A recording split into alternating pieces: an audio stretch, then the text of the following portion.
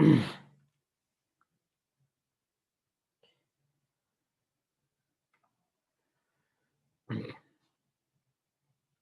वालेकुम स्टूडेंट्स, अब हम जो टॉपिक डिस्कस करने जा रहे हैं इनऑर्गेनिक केमिस्ट्री में, हमारा जो मेन टॉपिक चल रहा है that is preparation of coordination compounds. हमने कोऑर्डिनेशन कंपाउंड्स की प्रेपरेशन को हमने कहा था कि हम उसको 3 मेथड से तैयार कर सकते हैं। पहला जो मेथड हमने कल डिस्कस किया है that is ligand substitution reactions. आज हम मज़ीद 2 मेथड्स को पढ़ने जा रहे हैं, direct mixing of reagents and redox reactions. कल हमने जो लिगेंड सब्स्टिट्यूशन रिएक्शंस में पढ़ा था उसमें हमने देखा था कि ये एक्वस सॉल्वेंट की मौजूदगी में करवाए जा सकते हैं, नॉन एक्वस सॉल्वेंट्स की मौजूदगी में करवाए जा सकते हैं, या in absence of any solvent ये करवाए जा सकते हैं।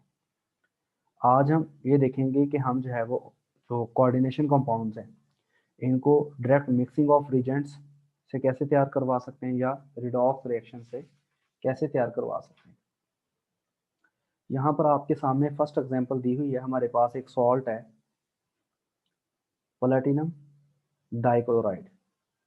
अगर हम प्लैटिनम डाइक्लोराइड का 2 इथाइलिन डाइमीन के साथ रिएक्शन करवाएं, यहाँ पर देखें पहले वाला जो सॉल्ट है उसमें क्या है, उसमें प्लैटिनम के साथ जो है 2 क्लोराइड लगे हुए हैं, यानी प्लैटिनम पे चार्ज है +2, उसके साथ 2 क्लोराइड लगे हुए हैं। ठीक है, 2 क्लोराइड लगे हुए हैं।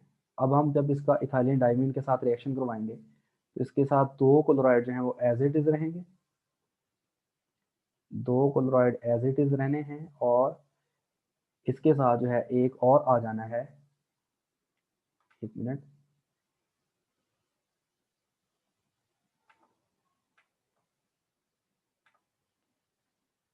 दो क्लोराइड एज इट इज रहने हैं। सॉरी, ये मुझसे ही हो रहा है लेकिन ना पता नहीं क्यों, ये 2 जो हैं इथाइलिन, बल्कि सॉरी, हाँ 2 इथाइलिन डाइमीन आके लग जाने। मैं इसको आपको थोड़ा सा ज़रा क्लियर करके बता देता हूँ। आई होप सो स्क्रीन जो है वो ज़रा मैंने मैग्नीफाई कर ली, अब शायद इस वजह से हो रही है प्रॉब्लम। इसको हम यहाँ तक रख लेते हैं, इसको ज़रा दोबारा देख सकते हैं आप लोग। सॉरी, मुझे प्रॉब्लम हो रही है अब लिखने में।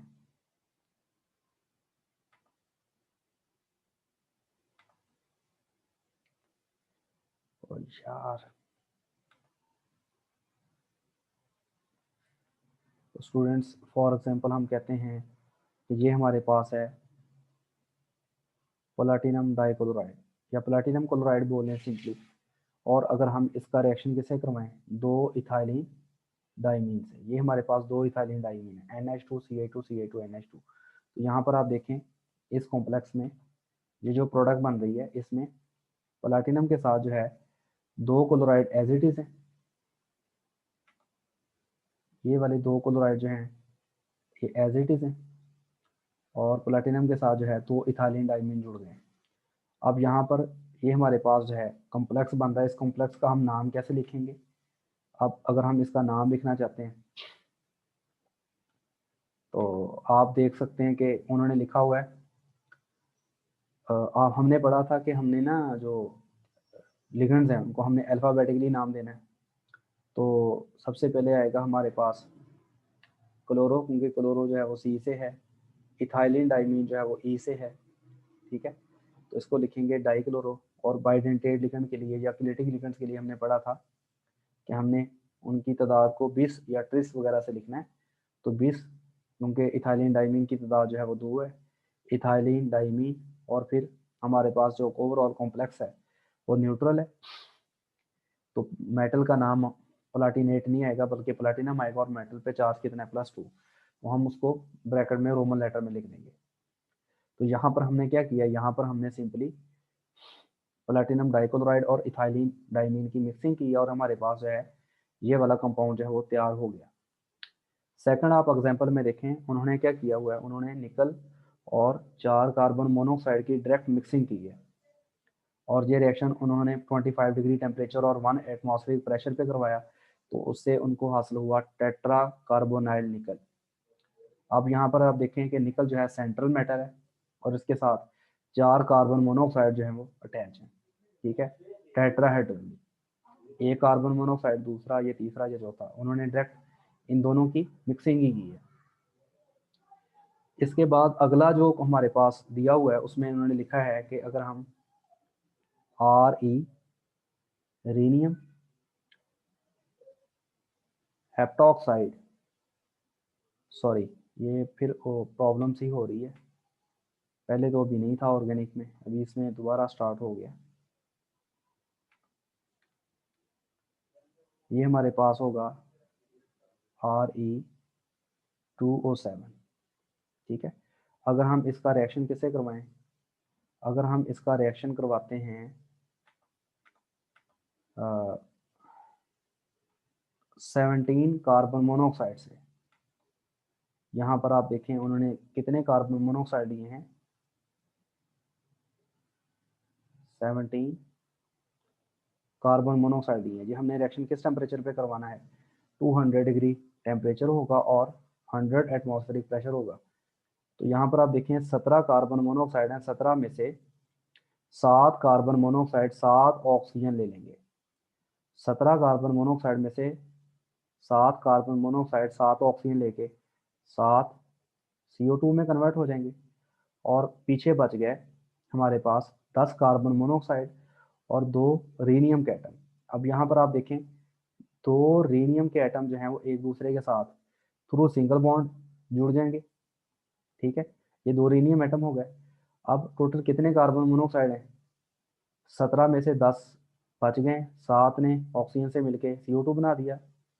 अब 5 कार्बन मोनोऑक्साइड हैं वो इधर लिंक कर जाएंगे, 1 2 3, ये 4 और ये वाला जो है 5, और 5 ही कार्बन मोनोऑक्साइड इधर लग जाएंगे, 2 3, ये 4 और ये हमारे पास 5। तो इस तरह हमारे पास ये वाला जो कॉम्प्लेक्स है ये बन जाएगा। यानी यहाँ पर जो है सॉरी इसमें अभी तो ज़्यादा प्रॉब्लम होने लग गई है, I think so sensitivity of this बढ़ गई है।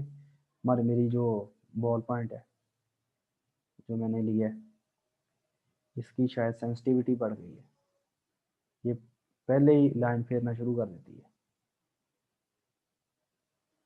तो जैसे कैसे करके अब हम अपना टॉपिक जो है उसको हमने कंप्लीट करना है, ठीक है। अब अगर हम थर्ड एग्जांपल में देखें, एक मिनट मैं ज़रा इसको ज़रा देखता हूँ कि क्या प्रॉब्लम है इसे।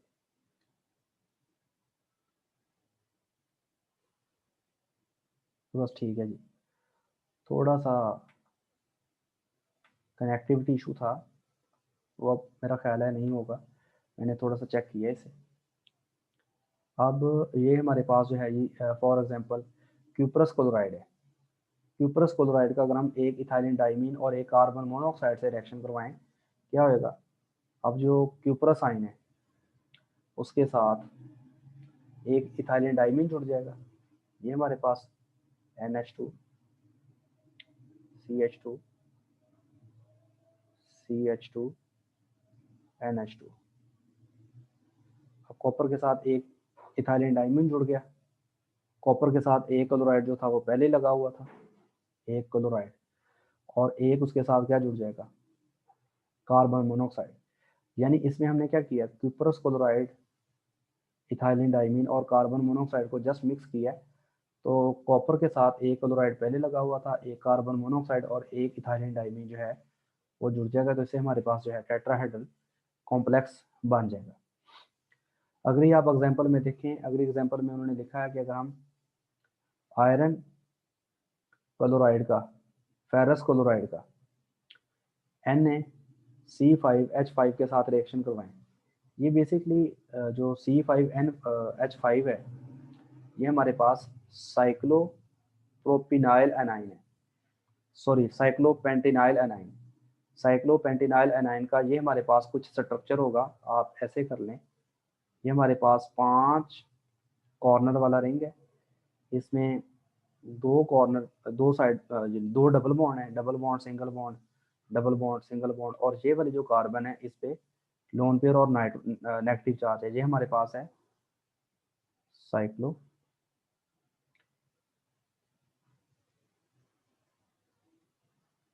इसका नाम हम क्या लिखेंगे, 1 मिनट, 1 मिनट।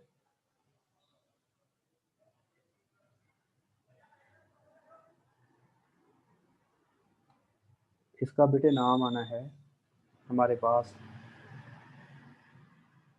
साइक्लो, 5 कार्बन वाला है पेंटा, 2 डबल बॉन्ड है डाइनाइल एनाइन आना है, ये हमारे पास है। अब हमारे पास ये वाला जो कंपाउंड है सोडियम साइक्लो पेंटा डाइनाइल एनाइन, यानी हमारे पास अब ये वाला हमारे पास कोई कंपाउंड है और हम इसका रिएक्शन कैसे करवा रहे हैं, FeCl2 से। तो अगर आप इसमें देखें, 2 जो सोडियम है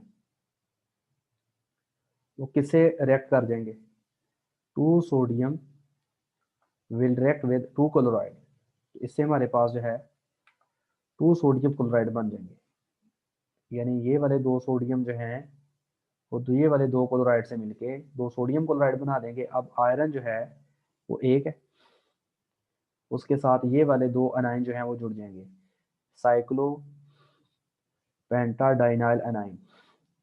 मिसाल के तौर पर ये हम साइक्लो पेंटाडाइनाइल एनाइन का ये वाला एक स्ट्रक्चर बना लेते हैं।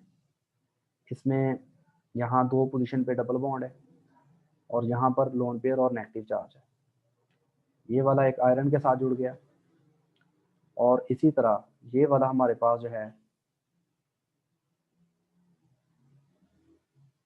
ये वाला साइक्लो पेंटाडाइनाइल एनाइन, ये भी आयरन के साथ जुड़ गया। तो आयरन पे चार्ज था +2, इस पे भी -1 चार्ज है, इस पे भी -1 चार्ज है, तो हमारे पास ओवरऑल जो कॉम्प्लेक्स बन रहा है it is neutral complex, because iron का जो +2 चार्ज है इसको ये 2 जो हैं साइक्लो पेंटाडाइनाइल एनाइन जो हैं इसको न्यूट्रलाइज कर रहे हैं। ठीक है, अब ये वाली एग्जांपल भी आई होप सो आप लोगों को क्लियर होगी। इसमें हम क्या कर रहे हैं, अभी तक हमने यही पढ़ा है कि हम डायरेक्ट रिजेंट्स की बस मिक्सिंग कर रहे हैं, उससे हमारे पास जो है कॉम्प्लेक्स बन रहा है। इसके बाद जो है आप फर्दर देखें तो आप लोगों को ये वाली कुछ फर्दर एग्जांपल्स नज़र आ रही होंगी, हम इनको भी मज़ीद 1-2 एग्जांपल्स को मज़ीद डिस्कस कर लेते हैं।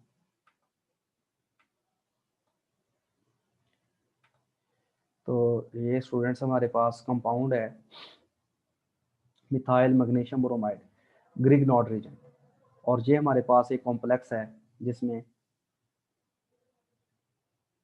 प्लाटिनम के साथ जो है 2 ब्रोमाइड लगे हुए हैं और 2 ट्राई अल्काइल फॉस्फीन लगे हुए हैं। ये हमारे पास फास्फोरस है, इसके साथ 3 अल्काइल ग्रुप हैं, ये हमारे पास होगा ट्राई अल्काइल फॉस्फीन, ये भी हमारे पास है ट्राई अल्काइल फॉस्फीन, यानी प्लाटिनम के साथ जो है 2 ब्रोमाइड हैं और 2 जो है ट्राई अल्काइल फॉस्फीन है। ठीक है, और प्लाटिनम पे चार्ज है +2 और ये वाले न्यूट्रल लिगेंड्स हैं ट्राई अल्काइल फॉस्फीन, इन पे नेगेटिव चार्ज है, एक -1 यहाँ, एक -1 यहाँ, तो -1 -1 -2 और ये +2, ओवरऑल कॉम्प्लेक्स जो है न्यूट्रल है। अगर हम इसका रिएक्शन कैसे करवाएं 2 मिथाइल मैग्नीशियम ब्रोमाइड से, तो यहाँ पर ओवरऑल क्या होना है, यहाँ पर आप देखें तो ये वाला जो हमारे पास ब्रोमाइड है ये रिप्लेस हो जाएगा और ब्रोमाइड जो है उसके रिप्लेस होने से उसकी जगह मिथाइल आ जाएगा, यानी आप प्रोडक्ट में देख सकते हैं कि यहाँ से ब्रोमाइड जो है वो उतर रहा है और ब्रोमाइड के उतरने से क्या हो रहा है, यहाँ पर उसकी जगह मिथाइल जुड़ रहा है, यहाँ पर भी मिथाइल जुड़ रहा है, यहाँ पर भी मिथाइल जुड़ रहा है। अब ब्रोमाइड निकल के कहाँ गया, MgBr जो है, ठीक है, ये हमारे पास कितने हैं, 2 हैं, यानी 2 हमारे पास मिथाइल मैग्नीशियम ब्रोमाइड है। एक मिथाइल मैग्नीशियम ब्रोमाइड में एक मिथाइल था, दूसरे मिथाइल मैग्नीशियम ब्रोमाइड में दूसरा मिथाइल था, 2 मिथाइल जो हैं वो जहाँ जुड़ गए, अब 2 रह गए MgBr, एक MgBr एक यहाँ से ब्रोमाइड ले लेगा तो MgBr2 में कन्वर्ट हो जाएगा, दूसरा जो MgBr होगा दूसरे मालिक्यूल का वो दूसरा ब्रोमाइड लेके वो कन्वर्ट हो जाएगा MgBr2 में, तो हमारे पास इस तरह से 2 MgBr2 जो है वो प्रोड्यूस हो जाएंगे। ये वाली एग्जांपल भी होगी। अब हम नीचे वाले एग्जांपल में आते हैं। इस वाले एग्जांपल में आप देख सकते हैं कि तो मोबिलिडिनम है, उसके साथ 6 कार्बन मोनोऑक्साइड जो हैं एज अ लिगेंड जुड़े हुए हैं, 1 2 3 4 5 6 ऑक्टाहेड्रल शेप में। ठीक है, तो अगर हम इसमें देखें तो मोबिलिडिनम है, उसके साथ जो है 6 कार्बन मोनोऑक्साइड जुड़े हैं। कार्बन मोनोऑक्साइड में कार्बन और ऑक्सीजन के दरमियान जो है बेसिकली ट्रिपल बॉन्ड होता है। तो यहाँ पर जो है ये वाला एक कार्बन मोनोऑक्साइड जुड़ा है, ये हम दूसरा कार्बन मोनोऑक्साइड ड्रॉ कर लेते हैं, ये वाला तीसरा, ये हम चौथा, ये वाला पांचवा, और ये वाला जो है छठा कार्बन मोनोऑक्साइड है। अब हमारे पास इसके साथ हमारे पास LiCl3 रिएक्ट कर रहा है, मिथाइल लिथियम। अब यहाँ पर लिथियम पे होगा पॉजिटिव चार्ज और मिथाइल पे है नेगेटिव चार्ज। अब हमारे पास ये वाला जो मिथाइल होगा जिस पे नेगेटिव चार्ज है, वो इस वाले कार्बन पे अटैक करेगा और पाई बॉन्ड के इलेक्ट्रॉन जो हैं वो इस ऑक्सीजन पे शिफ्ट हो जाएंगे। यानी हमारे पास कुछ इस तरह का नया कंपाउंड बन जाएगा जिसमें मोबिलिडिनम के साथ जो है 5 carbon monoxide as it is रहेंगे, 1 2, ये वाला 3, ये वाला 4, और ये वाला कार्बन मोनोऑक्साइड 5, और यहाँ पर जो है कार्बन के साथ एक मिथाइल लग गया CH3, और कार्बन ऑक्सीजन के दरमियान जो ट्रिपल बॉन्ड था वो उसके इलेक्ट्रॉन जो है वो ऑक्सीजन पे आने से यहाँ पर डबल बॉन्ड रह गया। यहाँ पर पहले वाली ऑक्सीजन पे होगा पॉजिटिव चार्ज, अब ये वाली ऑक्सीजन है इस पे पाई बॉन्ड के इलेक्ट्रॉन शिफ्ट होने से ये न्यूट्रल हो जाएगी। तो हमारे पास जो है ये वाला कॉम्प्लेक्स बन जाना है। पहले वाला जो कॉम्प्लेक्स था वो यहाँ पर आप देखें न्यूट्रल था, जो हमारे पास मिथाइल अनाइन आ रहा है क्योंकि वो नेगेटिवली चार्ज है, तो अब इस ओवरऑल कॉम्प्लेक्स पे नेगेटिव चार्ज आ जाएगा। ठीक है, तो आई होप सो आप लोगों को इसके बारे में भी समझ आ गई होगी। ठीक है, तो ये वाले जो नीचे एग्जांपल है ना, इसकी मुझे कोई इतनी ना प्रॉपर कोई समझ नहीं आई। तो मेरा नहीं ख्याल कि ये कोई क्वेश्चन उन्होंने ठीक लिखी है, ना मुझे इसके अल्टरनेट कोई मिला है, तो मैं फिर इसको आपको नहीं करवाता। तो ये हमारा हो गया by direct mixing of reagents. अगर इसमें कोई क्वेश्चन है वो आप पूछ सकते हैं, ठीक है, वरना हम अपने नेक्स्ट टॉपिक पे आते हैं। तो अगर किसी का नेट का मसला है वो यूट्यूब वगैरह पे ये लेक्चर डल जाना है, तो आप वहाँ पर चेक कर सकते हैं। ठीक है, किसी का कोई प्रॉब्लम है वो आप उसको बता सकते हैं। काशिफ जो है वो क्वेश्चन पूछना चाह रहा है। जी काशिफ, आप पूछो क्वेश्चन। क्या क्वेश्चन है बेटे आपका?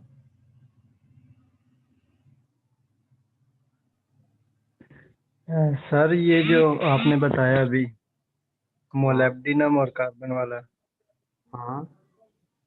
सर इसमें जो कार्बन और ऑक्सीजन का ट्रिपल बॉन्ड है, सर जो बाकी कार्बन मोनोऑक्साइड लगे हुए हैं इनमें क्या ट्रिपल बॉन्ड नहीं होगा? मैंने जो यहाँ रिएक्शन होना था सिर्फ वो वाली साइड को शो किया, बाकी मैंने ये शो किया, बाकियों में भी है जी वैसे ही है।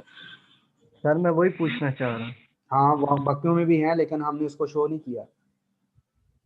सर तो फिर बाकी कार्बन पे भी पॉजिटिव चार्ज नहीं होगा?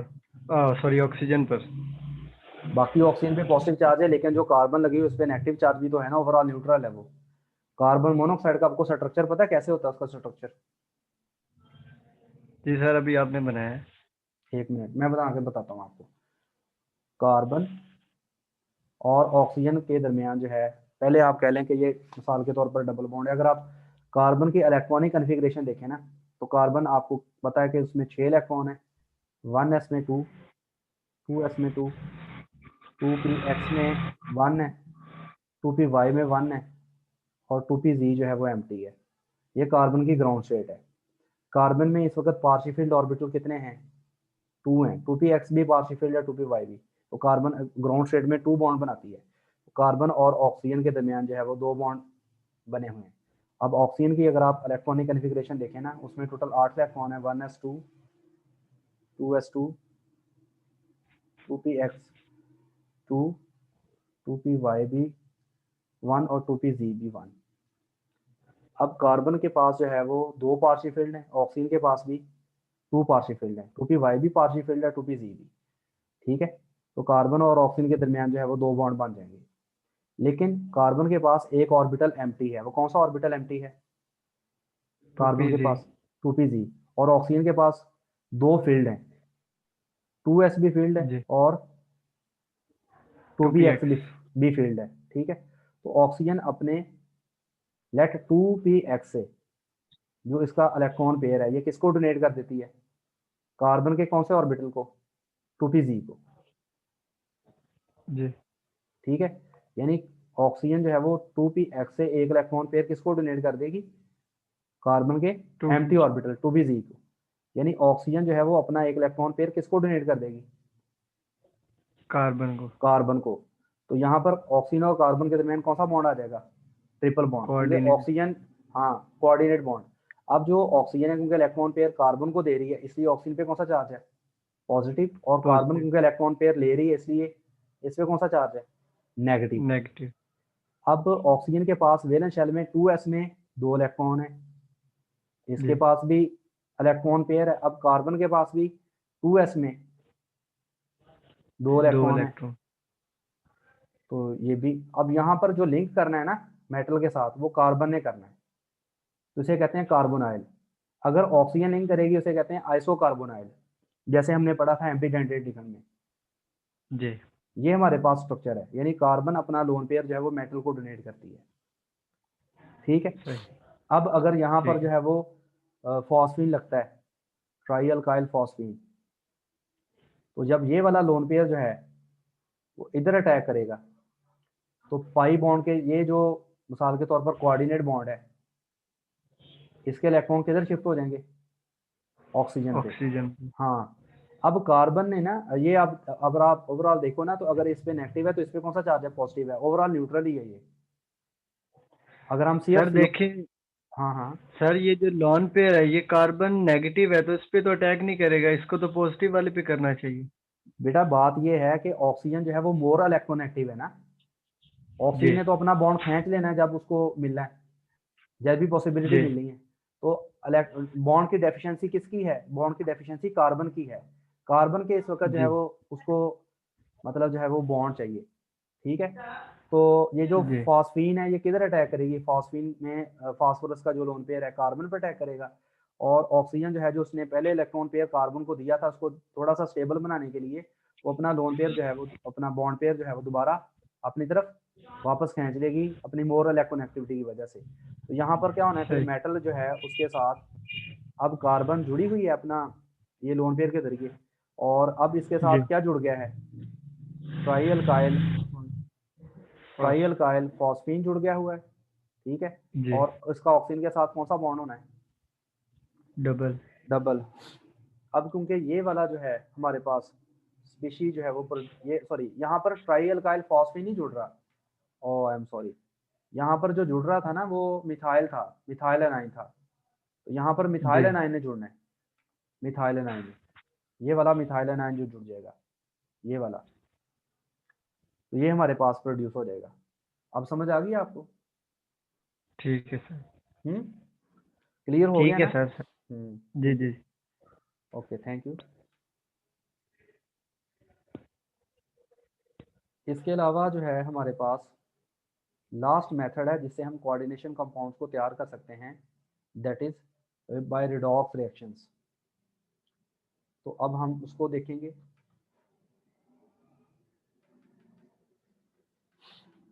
ये हमारे पास रिडॉक्स रिएक्शंस दिए गए हैं।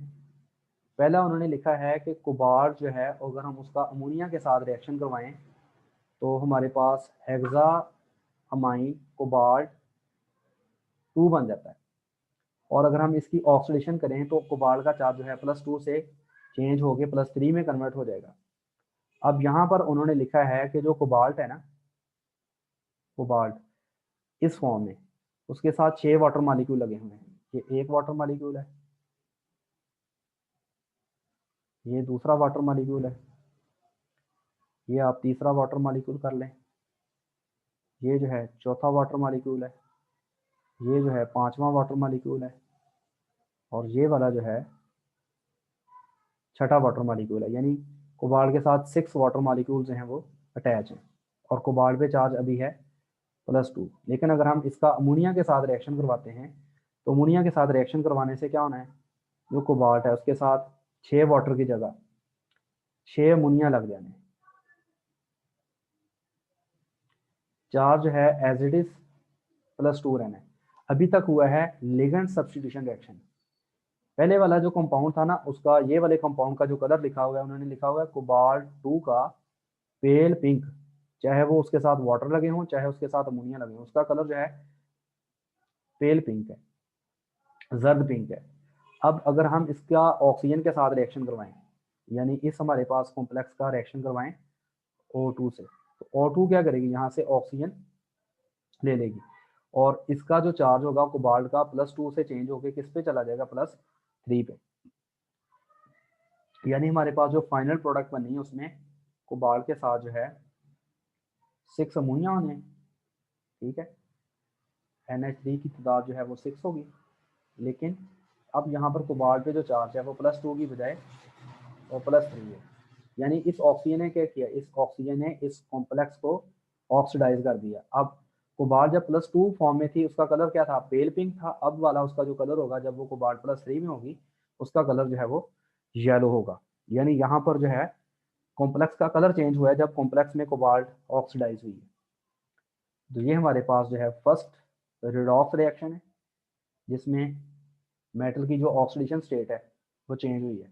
आपको पता है रिडॉक्स रिएक्शन में ऑक्सीडेशन और रिडक्शन दोनों इन्वॉल्व होते हैं। ऑक्सीडेशन से मुराद रिमूवल ऑफ इलेक्ट्रॉन है, और रिडक्शन से मुराद गेन ऑफ इलेक्ट्रॉन है। तो यहाँ पर जो है कोबाल्ट +2 में उसका कलर था पेल पिंक, और +3 में उसका जो चार्ज हो गया दैट इज येलो।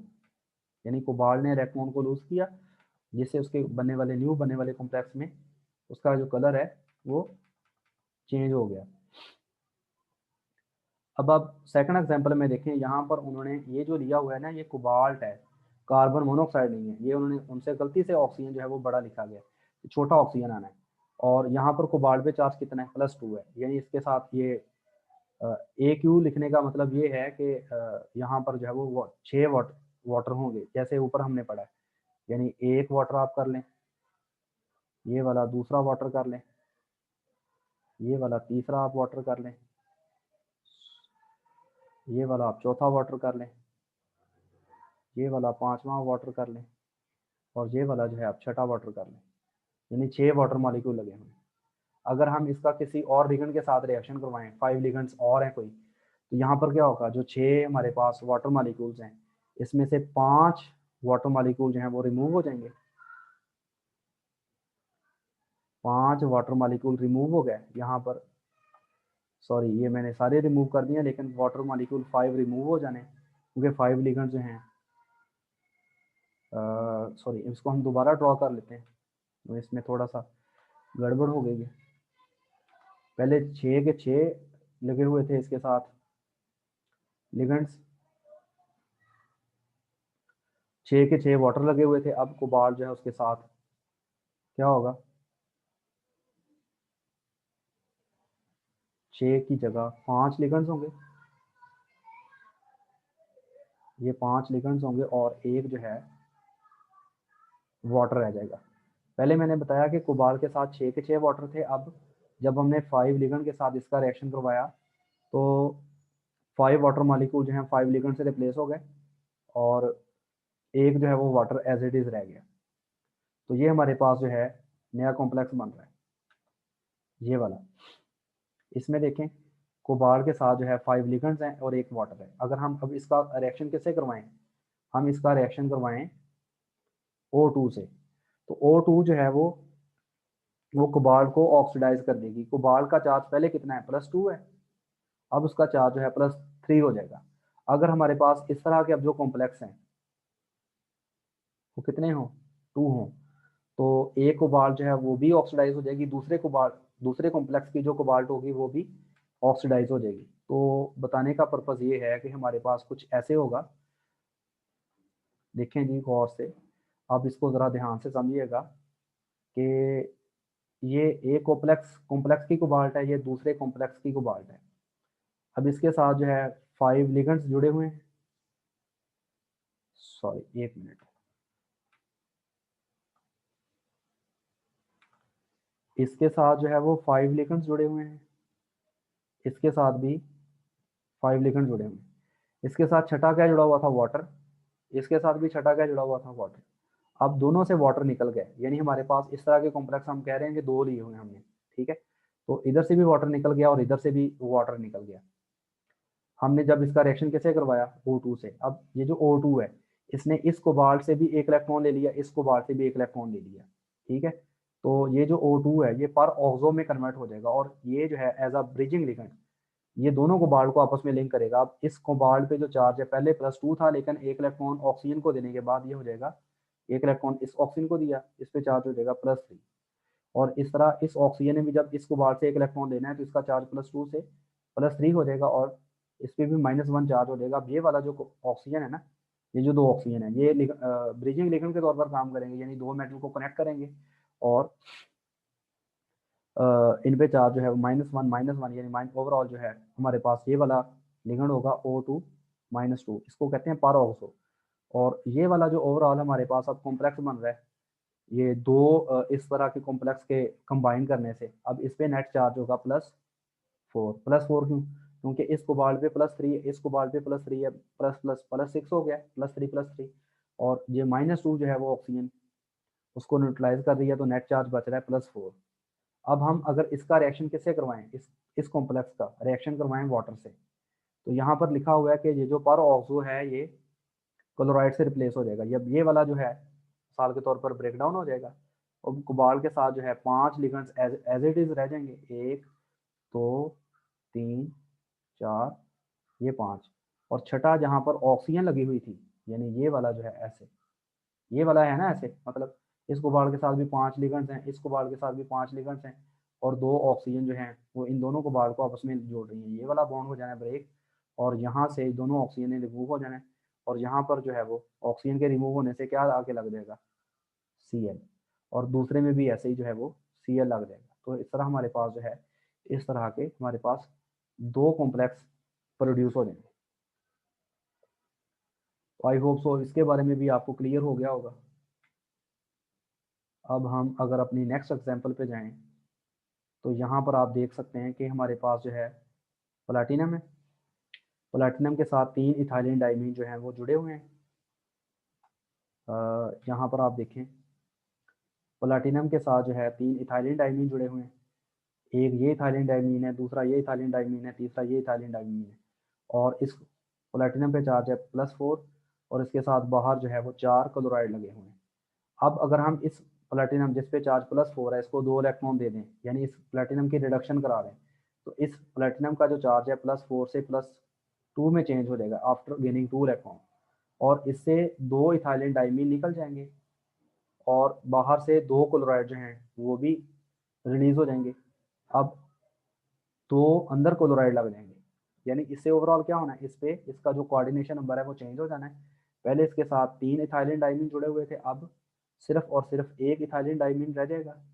ये वाला 1 इथाइलिन डाइमीन जो है वो इसके साथ रह जाएगा, और ये वाले जो 2 इथाइलिन डाइमीन थे वो निकल गए, उसकी जगह 2 क्या आके लग जाएंगे? क्लोराइड आके लग जाएंगे।